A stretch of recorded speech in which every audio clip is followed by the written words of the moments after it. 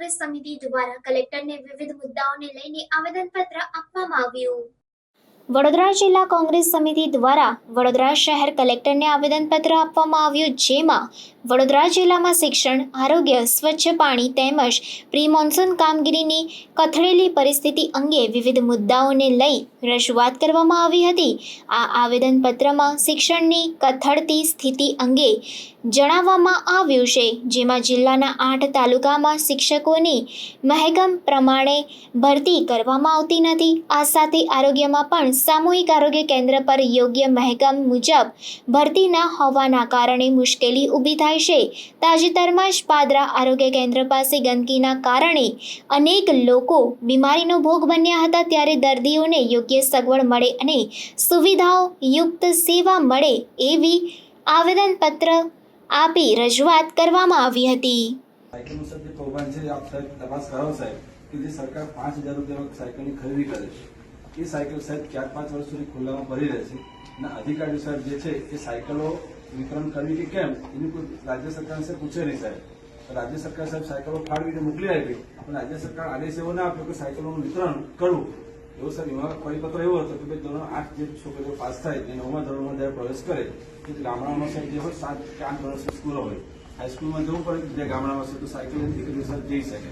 એ દીકરીઓ સાહેબ સાયકલ ન મળવાથી એ દીકરીઓ સાહેબ શિક્ષક વંચિત રહી ગઈ સાહેબ। એ તો બરાબર સાહેબ, આટલી સાયકલો સાહેબ 5,000 રૂપિયા ખરીદ કરી સાહેબ, એ સાયકલ 900 રૂપિયામાં સાહેબ વેચાણ કરવા માટે ટેન્ડરિંગ થયું છે ટેબરમાં। એ જ્યારે સાહેબ ભંગારીઓ લેવા માટે આવે છે એ સાહેબ 300-400 સાયકલની માંગણી કરે છે।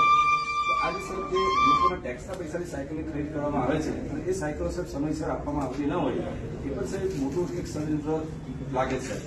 બીજું કે સાહેબ જે ગ્રામ્ય વિસ્તારના સાહેબ જે રોડ છે સાહેબ કે જેને સાહેબ ચોમાસામાંથી આખું પેકેજ ફાળવામાં આવતું ખાડાઓ પૂરવાના, જે સાહેબ રેલિયા રસ્તાઓ છે રેલિયા રસ્તાઓની સાહેબ રિપેરિંગ, આ એક પણ રોડ સાહેબ અમે માહિતી માગી જિલ્લામાં સાણસરમાં એક પણ રોડ સાહેબ રિપેરિંગ કર્યો નથી, એ ખાડાઓ સાહેબ પૂરાયા નથી સાહેબ। તો જે પ્રી મોન્સૂનની કામગીરીમાં આટલું મોટું સાહેબ જે ટેન્ડરિંગ કરતા હોય સાહેબ અને નાણાં ફરવાતા હોય એનું સાહેબ પાલન ન થતું હોય તો અમારી આપ સૌને વિનંતી કે સાહેબ તાત્કાલિક ધોરણે રોડની કામગીરી કરવામાં આવે સાહેબ।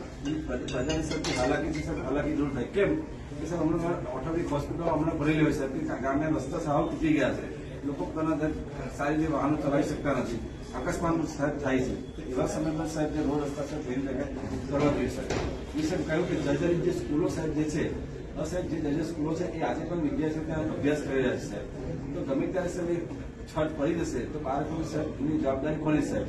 એ જર્જરિત સ્કૂલોમાં સાહેબ આંકડાકીય અમને માહિતી મળી છે કે 200 ઉપરાંત સ્કૂલો સાહેબ જર્જરિત છે સાહેબ, 200 ઉપરાંત સ્કૂલો।